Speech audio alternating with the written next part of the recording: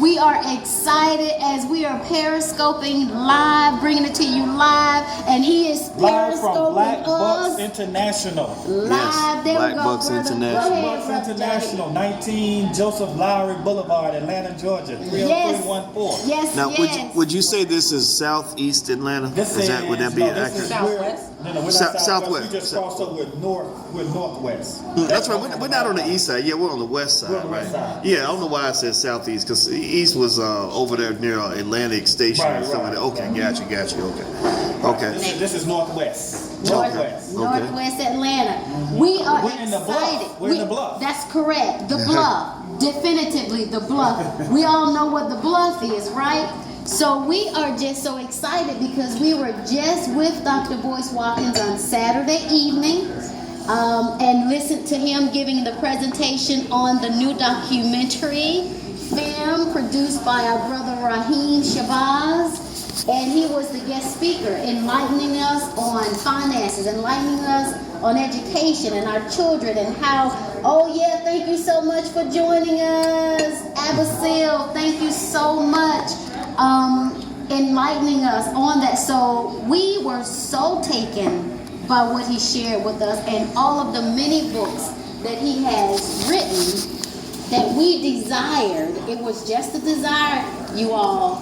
We desired to have a one-on-one with him, and he was so gracious enough to come and meet with us today, just for a few moments. So, We have Holden here. oh yes, Holden. Yes, the proprietor, thank you, and her assistant here with us. Say hello to everyone. Beautiful.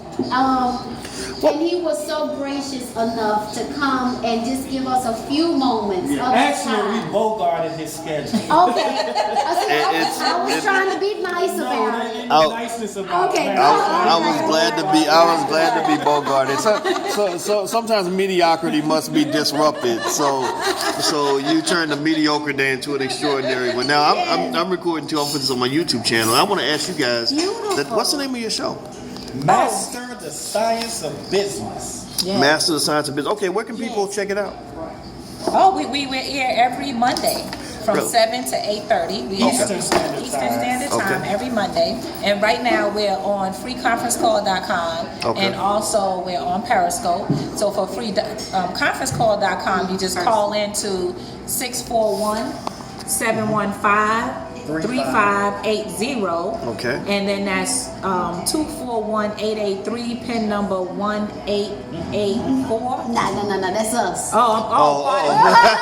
You said the first one. The first one. Okay, I'm sorry. No, we're not on that one. We're on 641-715-3580, and the PIN number is 316-182-38. Yeah, that's it. Oh, 316-182. Right. Oh, sorry, 316-182. Star. Okay. Star. No, So that's how people pound. Oh, pound. 316-182 pound. Okay, so that's how people. Oh, it's the first one, not Got the you. second one. Huh? Oh, it's the first one. That's what I said. It's the first one. Let's do that Oh, okay. again. Let's look at the first For one. those that want to call it every Monday. I just don't want the pen number Every to be in there. Monday from 7 o'clock p.m. to 8:30 p.m. Eastern Standard Time, you can call in to 641-715-3580. It's going to ask you for an access code. The access code is 241-883 pound. Pound. Pound. Pound. Got you. And it's right there on on the flyer that I Oh. created, by the way. I like that. That's very nice. Very nice. Thank you. Right, We it's have right creative there. energies here. Ah. Well, it's an honor to be here, and I appreciate you all inviting me. Thank you so much. We are honored. And I want everybody to know I'm in Black You gotta Bucks. tip Come top.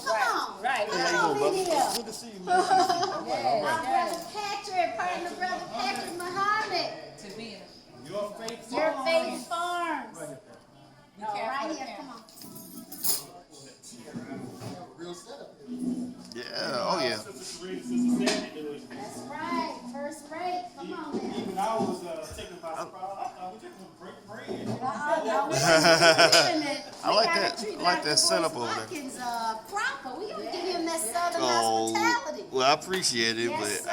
Ask I'm not worthy, but thank you so much. You truly are. We honor you, Dr. Boyce Watkins, because our sister Shireen shared with us. Sister Shireen, share with us what you said to us about Dr. Boyce Watkins when you was like, he's the first. Come on now, tell us what. He's the first PhD in finance, the first black. Let me make sure I clear that one Okay. up. But I appreciate Okay, that. clear it. In 2002, the only black person to get African American to get a PhD in finance in that year. In that year. Yes, in Gotcha. that year. Yes. In that year. There you go. So, Okay. so how do you rank then with reference to Still, all? 2002. Good Lord. Right, that's right. Yeah, that's right.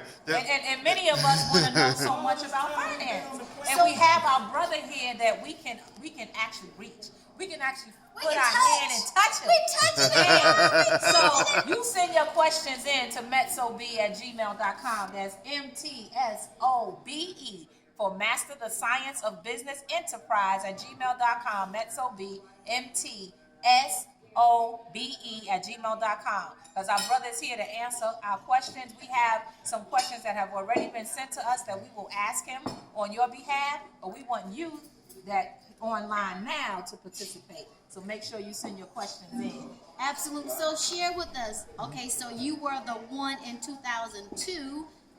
Where do you rank overall with being The total number? Yes, You know, sir. I don't know the total number, but what I will say is I know there aren't that many. And unfortunately, it's not because there aren't other smart people, but academic finance is very much a white man's game, and so there are lots of. Let me hold that for you. Oh, thank you. So they can see you talk. Thank you. There we go. So there are lots of obstacles that kind of get in the way. Yes. And, mainly the politics, racial politics. And the only thing that saved me was there was a black professor in the business school named W.C. Benton at Ohio State. Yes. And he went to battle for me because I spoke. Oh, you went to the Ohio State? The Ohio State, yes, the. I got the the. Yeah, man, I got into a fight with those white folks. I mean, fights to the point where they were trying to push me out of the program.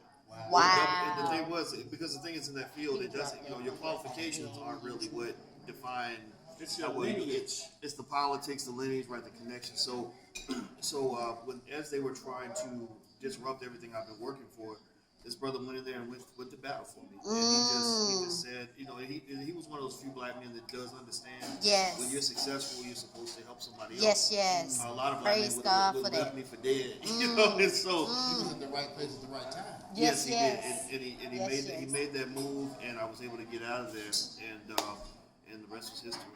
My God. Well, I'm telling you, we thank you for fighting, because there are many of us who would have said, you know what, I ain't got time for this.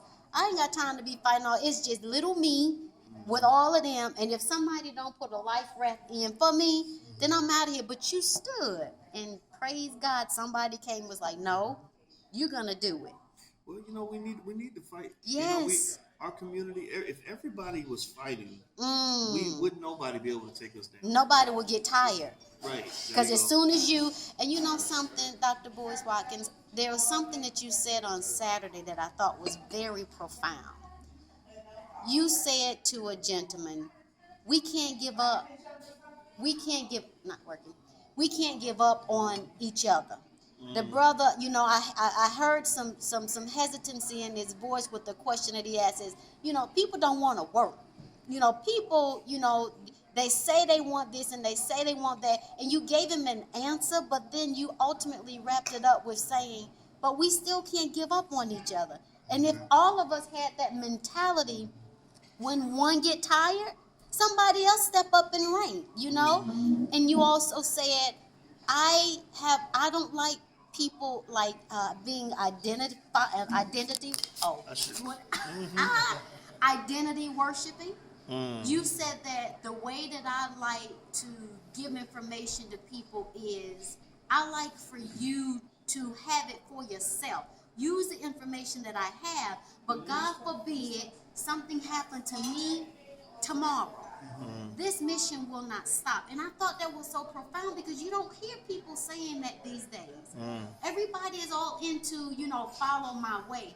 But you're actually wanting to teach us so that we can have it for ourselves, and God forbid something happened to you. It's like, We don't miss a beat.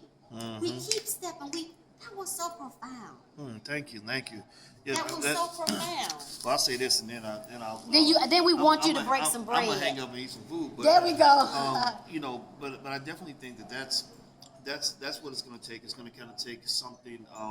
If you think about the way ideas spread, Yes. you know, you model the spread of ideas the same way you model the spread of even say a virus or whatever, a good virus though. Yes. You know, the ideas can be infectious, and Yes. ultimately, if I had a dream or a vision, that vision would be to have, you know, say thousands of people who can say, oh, well, you know, the stuff that Boyce Watkins says, that's old school because I already know all that. Yeah, You know, I heard right. it for years, and now I can teach it myself.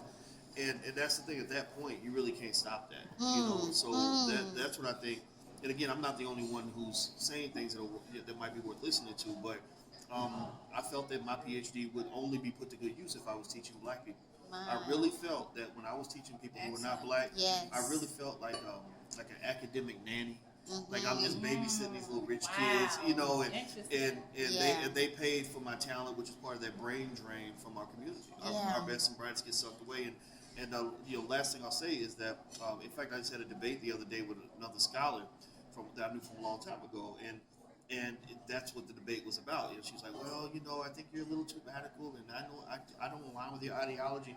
She's, you know, I guess that assimilationist mindset, and it's like, well, you know, I don't know what to do with that. Yes. You know, I don't know. You know, it's like no, we don't have to assimilate. We don't have to fold. We don't have to beg. Absolutely. You know, we are not a charity case. You know, Absolutely. we are strong people. Absolutely. We just have to accept that. So there you go. Before you start eating, I got a question about what you just said because we hear it so No, you're often. fine. Let me hold it. What do you think, So I can. based upon your what's what I want to say? Those in academia, You do one. Okay. what do you think is at the root of her or people like that say, you know, you're a little too radical? What do they say? Okay, well, you about to blow this big salary, this positioning. And I've actually had other conversations with people in similar situations. You know, people like, okay, you are, you know, you're making all this money working for corporate in the corporate setting. Why would you jeopardize that? They don't see that. Okay, well, what the vision that I have will actually make me more, and I will also have the ability to control my own destiny. Do you think that's the underroot of that debate? You know, like the corporate money and the opportunities and stuff like that. You know, The prestige. I mean, you think about it, you're associated with one of the top universities or one of the top companies in the country or in the world, and they look at people like yourself that are not towing the conservative line as being radical. you know, I think that it's like this. I feel like these institutions are built off the beast of white supremacy and structural racism. And as long as you're feeding that beast, then you're going to be well rewarded. You know, you live by that agenda, you live by that lie, you know, and that's what it is. It's just living by a lie. You know, I mean, if white folks are mistreating you and you feel like you can't say nothing, or that the correct path is to remain silent about your oppression or to pretend like this is okay. Wow. I mean, you know, it's no different from somebody saying, yeah, I'm being raped every day, but I'm being paid for allowing myself to be raped or whatever. You give such beautiful analogies. Go ahead. And that's kind of what it is. And I just think that we reject that. You know, but the thing is, I think it requires a certain amount of self-love, self-esteem, self-respect, things like that. And that's why I just love what the minister does and what the nation does and things like that. Because whenever I'm around the nation, I feel that self-respect, that dignity. You know, just this beautiful, like even this beautiful building and the way people are dressed, and it just has an effect on you mentally, and I think that's what all of us need is we need our self-respect back. So you know, like even when you talk about,